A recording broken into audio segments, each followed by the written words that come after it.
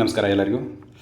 ನಾವು ಈ ಹಿಂದಿನ ವಿಡಿಯೋದಲ್ಲಿ ಪೌರ ಅಂದರೆ ಯಾರು, ಪೌರತ್ವ ಅಂದರೆ ಏನು, ಮತ್ತು ವಿದೇಶಿಗರಿಗೂ ಮತ್ತು ಪೌರರಿಗೂ ಇರುವ ಡಿಫ್ರೆನ್ಸ್ ಏನು, ವಿದೇಶಿಗರಿಗೂ ಮತ್ತು ಪೌರರಿಗೂ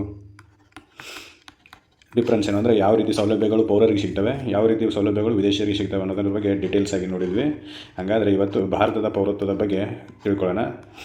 ಭಾರತದ ಪೌರತ್ವದ ಬಗ್ಗೆ ಭಾಗ 2, ಸಂವಿಧಾನದ ಭಾಗ 2, ಆರ್ಟಿಕಲ್ 5ರಿಂದ 11ರವರೆಗೆ ಮಾಹಿತಿಯನ್ನು ನೀಡಿದ್ದಾರೆ. ಆರ್ಟಿಕಲ್ 5ರಿಂದ 11 ಇವು ಭಾರತದ ಪೌರತ್ವದ ಬಗ್ಗೆ ಮಾಹಿತಿಯನ್ನು ನೀಡ್ತವೆ. ಇದು ಯಾವಾಗಿನ ಬಗ್ಗೆ ಮಾಹಿತಿ ನೀಡ್ತಾವೆ ಅಂತಂದರೆ ಸಂವಿಧಾನ ಜಾರಿಗೆ ಬಂದಾಗ ಯಾರು ಭಾರತದ ಪೌರರು ಎಂಬುದರ ಬಗ್ಗೆ ಮಾಹಿತಿ ಕೊಡ್ತವೆ. ಯಾವುದು? 5ರಿಂದ 11 ಯಾರು ಭಾರತದ ಪೌರರು ಮತ್ತು ಯಾರು ಪೌರರಲ್ಲ ಎಂಬುದರ ಬಗ್ಗೆ ಡೀಟೇಲ್ ಆಗಿ ಮಾಹಿತಿ ಕೊಡ್ತೈತೆ 5ರಿಂದ 11ರ ವಿಧಿಗಳು. ಆದರೆ ಭಾರತದ ಪೌರತ್ವವನ್ನು ಪಡೆಯುವುದು ಹೇಗೆ ಮತ್ತು ಕಳೆದುಕೊಳ್ಳುವುದು ಹೇಗೆ ಎಂಬುದರ ಬಗ್ಗೆ ಇವು ಡೀಟೇಲ್ಸನ್ನು ಕೊಡೋದಿಲ್ಲ. ಇವರ ಬಗ್ಗೆ ಡೀಟೇಲ್ಸ್ ಕೊಡೋದು 1955ರ ಪೌರತ್ವ ಕಾಯ್ದೆ. 1955ರ ಪೌರತ್ವ ಕಾಯ್ದೆ ಯಾವುದ್ರ ಬಗ್ಗೆ ಡೀಟೇಲ್ಸ್ ಕೊಡ್ತೈತಿ? ಪೌರತ್ವವನ್ನು ಪಡೆಯುವುದು ಮತ್ತು ಕಳೆದುಕೊಳ್ಳುವುದು ಎರಡರ ಬಗ್ಗೆನೂ ಮಾಹಿತಿ ಕೊಡ್ತೈತಿ. ಕಳೆದುಕೊಳ್ಳುವುದು ಇದ್ರ ಬಗ್ಗೆ ಮಾಹಿತಿ ಕೊಡೋದು 1955ರ ಪೌರತ್ವ ಕಾಯ್ದೆ. 5ರಿಂದ 11ನೇ ವಿಧಿಗಳು ಏನು ಹೇಳ್ತಾವೆ ಅಂದರೆ ಸಂವಿಧಾನ ಜಾರಿಗೆ ಬಂದಾಗ ಯಾರು ಪೌರರು ಮತ್ತು ಯಾರು ಪೌರರಲ್ಲ ಎಂಬುದರ ಬಗ್ಗೆ ಡೀಟೇಲ್ಸು 5ರಿಂದ 11ನೇ ವಿಧಿಗಳು ಕೊಡ್ತವೆ. ಹಾಗಾದರೆ ಮೊದಲಿಗೆ 5ರಿಂದ 11ನೇ ವಿಧಿಗಳ ಬಗ್ಗೆ ತಿಳಿದುಕೊಳ್ಳೋಣ. ನಂತರ 1955ರ ಕಾಯ್ದೆಯ ಬಗ್ಗೆ ತಿಳಿದುಕೊಳ್ಳೋಣ. ಅದಕ್ಕೆ ಇವತ್ತು ಫಸ್ಟ್ನೇದ್ದು ಏನಪ್ಪ ಅಂದ್ರೆ ವಿಧಿ 5ರ ಬಗ್ಗೆ ತಿಳಿದುಕೊಳ್ಳೋಣ. ವಿಧಿ 5 ಏನು ಮಾಹಿತಿ ಕೊಡ್ತೈತಿ ಅಂತಂದ್ರೆ citizenship at the commencement of constitution ಅಂತ. ಭಾರತದ ಸಂವಿಧಾನ ಜಾರಿಯಾಗುವ ಸಂದರ್ಭದಲ್ಲಿ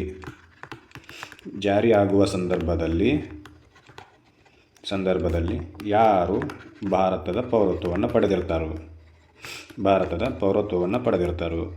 ಅನ್ನೋದ್ರ ಬಗ್ಗೆ ಮಾಹಿತಿ ಕೊಡ್ತೈತಿ. ಯಾವುದು? ಆರ್ಟಿಕಲ್ 5. ಅಂದರೆ ಮೊದಲು ಬ್ರಿಟಿಷರು ನಮ್ಮನ್ನು ಆಳ್ತಿದ್ರು. ಅವಾಗೆಲ್ಲರೂ ಬ್ರಿಟಿಷರ ಪ್ರಜೆಗಳು ಅಂತೇಳಿ ಕನ್ಸಿಡರ್ ಆಗ್ತಿದ್ವಿ.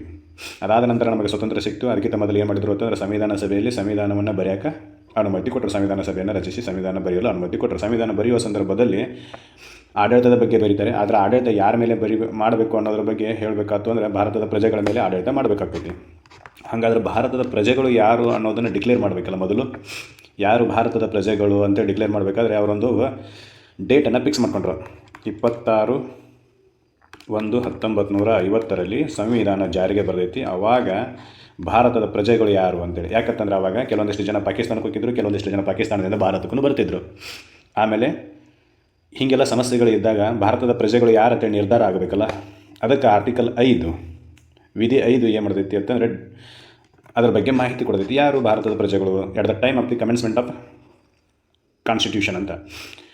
ಹಾಗಾದರೆ ಏನು ಹೇಳ್ತೈತಿ ಅನ್ನೋದನ್ನು ನೋಡೋಣ. ಭಾರತದ ಯಾವುದೇ ವ್ಯಕ್ತಿ ಅಥವಾ ಯಾವುದೇ ವ್ಯಕ್ತಿ ಭಾರತ ಸ್ವತಂತ್ರ ಆದ ಅಥವಾ ಸಂವಿಧಾನ ಜಾರಿಯಾಗುವ ಸಂದರ್ಭದಲ್ಲಿ ವಸತಿಯನ್ನು ಹೊಂದಿದ್ದರೆ, ಎಲ್ಲಿ? ಭಾರತದ ಭೂಭಾಗದಲ್ಲಿ ವಸತಿಯನ್ನು ಹೊಂದಿದ್ದಾರೆ. ಅದನ್ನು ಇಂಗ್ಲೀಷ್ನ ಡೊಮಿಸೈಲ್ ಅಂತೇಳಿ ಕರಿತೀವಿ. ಡೊಮಿಸೈಲ್ ಹೊಂದಿದ್ದರೆ ಅವನ್ನ ನಾವು ಭಾರತೀಯ ಪೌರ ಅಂತ ಕರಿತೀವಿ. ಆದರೆ 3 ಕಂಡೀಷನನ್ನು ಫುಲ್ಫಿಲ್ ಮಾಡಬೇಕಮ್ಮ.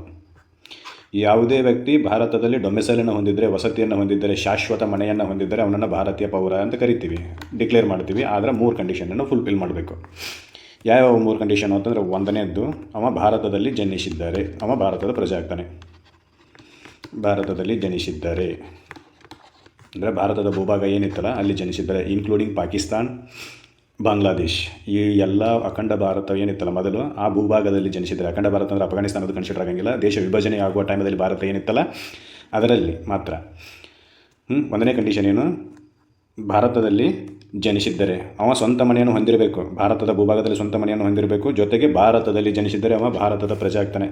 ಸ್ವಂತ ಮನೆಯನ್ನು ಹೊಂದಿದ್ದು ಅವನ ಪೇರೆಂಟ್ಸ್ ಯಾರಾದರೂ ಒಬ್ಬರು ಭಾರತದಲ್ಲಿ ಜನಿಸಿದರೆ, ತಂದೆ ಅಥವಾ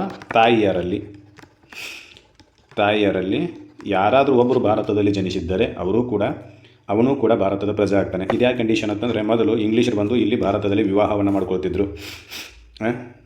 ಆವಾಗ ತಂದೆ ಇಂಗ್ಲೆಂಡಿನವಾಗಿ ತಾಯಿ ಭಾರತೀಯರಾಗಿದ್ದರೆ ಅಂದರೆ ಅವನ ಮಕ್ಕಳಿಗೆ ಭಾರತದ ಪೌರತ್ವ ಸಿಗಬೇಕಾಗಿತ್ತು ಅಂತೇಳಿ ಏನು ಮಾಡ್ತಾರೆ ಅಂದರೆ ಈ ಕಂಡೀಷನ್ ಹಾಕ್ತಾರೆ. ತಾಯಿ ಭಾರತೀಯರಾಗಿದ್ದು ತಂದೆ ಇಂಗ್ಲೀಷ್ನವನಾಗಿದ್ದರೂ ಕೂಡ ಸ್ವತಂತ್ರದ ಸಮಯದಲ್ಲಿ ಅವನು ಭಾರತದಲ್ಲಿ ಒಂದು ಸ್ವಂತ ಮನೆಯನ್ನು ಹೊಂದಿದ್ದರೆ ಅವನು ಕೂಡ ಭಾರತದ ಪೌರನಾಗಿರ್ತಾನೆ ಅಂಥೇಳಿ ಷರತ್ತು 2 ಫುಲ್ಫಿಲ್ ಮಾಡಬೇಕಾಗೈತಿ. ಷರತ್ತು 2 ಹಂಗೆ ಹೇಳ್ತೈತಿ. ಒಂದು ಸ್ವಂತ ಮನೆ ಇರಬೇಕು, ತಂದೆ ತಾಯಿಯರಲ್ಲಿ ಯಾರಾದರೂ ಒಬ್ಬರು ಭಾರತೀಯರಾಗಿರಬೇಕು, ನಡೀತೈತಿ.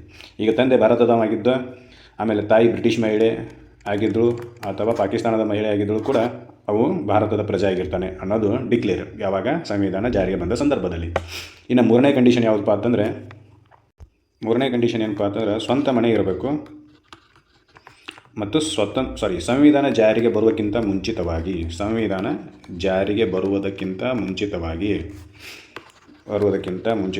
5 ವರ್ಷ ಸತತ ಭಾರತದಲ್ಲಿ ನೆಲೆಸಿದ್ದ ಯಾವುದೇ ವ್ಯಕ್ತಿ ಭಾರತದ ಪೌರ ಆಗ್ತಾನೆ. ಇಲ್ಲಿ ಕಂಪಲ್ಸರಿ ಕಂಡೀಷನ್ ಏನಪ್ಪ ಅಂತಂದರೆ ಡೊಮಿಸೈಲ್, ಮನೆ ಇರಬೇಕು. ಈಗ ಇಂಗ್ಲೆಂಡಿಂದ ಬಂದಿರತಕ್ಕಂಥ ಒಬ್ಬ ವ್ಯಕ್ತಿ ಭಾರತದಲ್ಲಿ ಮನೆ ಕೊಂಡ್ಕೊಂಡಿರ್ತಾನೆ. ಅವ 26/1/1950 ಮುಂಚಿತವಾಗಿ 5 ವರ್ಷ ಸತತವಾಗಿ ಅಂದರೆ 1945ರಿಂದ ಕಂಟಿನ್ಯೂಸ್ ಆಗಿ ಭಾರತದಲ್ಲೇ ಇರ್ತಾನೆ. ಅವನು ಕೂಡ ಭಾರತದ ಪ್ರಜೆ ಅಂತೇಳಿ ಕನ್ಸಿಡರ್ ಮಾಡ್ತೀವಿ ಅಂತೇಳಿ ಡಿಕ್ಲೇರ್ ಮಾಡ್ತಾರೆ. ಎಲ್ಲಿ? ವಿಧಿ 5ರಲ್ಲಿ. ಇದು ವಿಧಿ 5ರಲ್ಲಿ ಒಂದು ಸ್ಪಷ್ಟತೆ ಏನಪ್ಪ ಅಂತಂದರೆ, ಒಂದು ಡೊಮಿಸೈಲನ್ನು ಹೊಂದಿರಬೇಕು, ಜೊತೆಗೆ 3 ಷರತ್ತುಗಳನ್ನು ಪೂರೈಸಬೇಕು. ಯಾವುದು? ಒಂದನೇದ್ದು, ಆ ವ್ಯಕ್ತಿಯ ಮನೆ ಏನೈತಿಲ್ಲ, ಮನೆ ಇರ್ತಕ್ಕಂಥ ವ್ಯಕ್ತಿ ಭಾರತದಲ್ಲಿ ಜನಿಸಿರಬೇಕು. ಅವ ಜನಿಸದೇ ಇದ್ರೂ ನಡೀತೈತಿ. ಅವನ ತಂದೆ ತಾಯಿಯರಲ್ಲಿ ಯಾರಾದರೂ ಒಬ್ಬರು ಭಾರತದಲ್ಲಿ ಜನಿಸಿದರೆ ಅವರು ಕೂಡ ಭಾರತದ ಪ್ರಜೆ ಆಗ್ತಾರೆ. ಅಥವಾ ಇವೆರಡು ಕಂಡೀಷನ್ ಫುಲ್ಫಿಲ್ ಮಾಡೋಕ್ಕಾಗಲಿಲ್ಲ ಅಂತಂದರೆ ಇನ್ನೂ ಒಂದು ಕಂಡೀಷನ್ ಐತಿ. ಏನಪ್ಪ ಅಂತಂದರೆ, ಸಂವಿಧಾನ ಜಾರಿಯಾಗುವುದಕ್ಕಿಂತ ಮುಂಚಿತವಾಗಿ ಸತತ 5 ವರ್ಷಗಳಿಂದ ಭಾರತದಲ್ಲಿ ನೆಲೆಸಿರಬೇಕು. 1 ವರ್ಷ ಭಾರತದಾಗಿದ್ದು ಮತ್ತು 2 ವರ್ಷ ಇಂಗ್ಲೆಂಡ್ನಾಗಿದ್ದು ಬಂದರೆ ಇಲ್ಲ, ಕಂಟಿನ್ಯೂಯಸ್ ಆಗಿ 5 ವರ್ಷ ಭಾರತದಲ್ಲಿ ನೆಲೆಸಿದ್ದಾರೆ ಅವನ್ನ ಭಾರತದ ವ್ಯಕ್ತಿ ಅಂತೇಳಿ ಅಥವಾ ಪೌರ ಅಂತೇಳಿ ಕನ್ಸಿಡರ್ ಮಾಡ್ತೀವಿ ಅಂತೇಳಿ ವಿಧಿ 5 ಡಿಕ್ಲೇರ್ ಮಾಡ್ತೈತಿ. ಇದು ಯಾವಾಗ? ಸಂವಿಧಾನ ಜಾರಿಗೆ ಬರುವ ಸಂದರ್ಭದಲ್ಲಿ. ಇದರ ನಂತರದ ಎಲ್ಲಿ ವಿವರಣೆ ಕೊಟ್ಟಾರು ಅಂತಂದರೆ, ಇದರ ನಂತರದ ವಿವರಣೆಗಳು 1955ರ ಪೌರತ್ವ ಕಾಯ್ದೆಯಲ್ಲಿ ಸಿಗ್ತವೆ. ಅದನ್ನು ಮುಂದಿನ ವಿಡಿಯೋಗಳಲ್ಲಿ ನೋಡ್ಕೊಳ್ತಾ ಹೋಗೋಣ. ಇವತ್ತಿನ ವಿಡಿಯೋ ಈ ವಿಧಿ 5ರ ಬಗ್ಗೆ ಮಾತ್ರ. ಇದರಲ್ಲಿ ನೀಡ್ತಕ್ಕಂಥ ಮಾಹಿತಿ ನಿಮಗೆಲ್ಲರಿಗೂ ಇಷ್ಟ ಆಗಿದೆ ಅಂತ ಹೇಳ್ಕೊಳ್ತೀನಿ. ಇಷ್ಟ ಆಗಿದ್ದರೆ ವಿಡಿಯೋವನ್ನು ಶೇರ್ ಮಾಡಿ ಮತ್ತು ಚಾನಲನ್ನು ಸಬ್ಸ್ಕ್ರೈಬ್ ಮಾಡಿ ಅಂತ ಹೇಳ್ತಾ ಧನ್ಯವಾದಗಳು.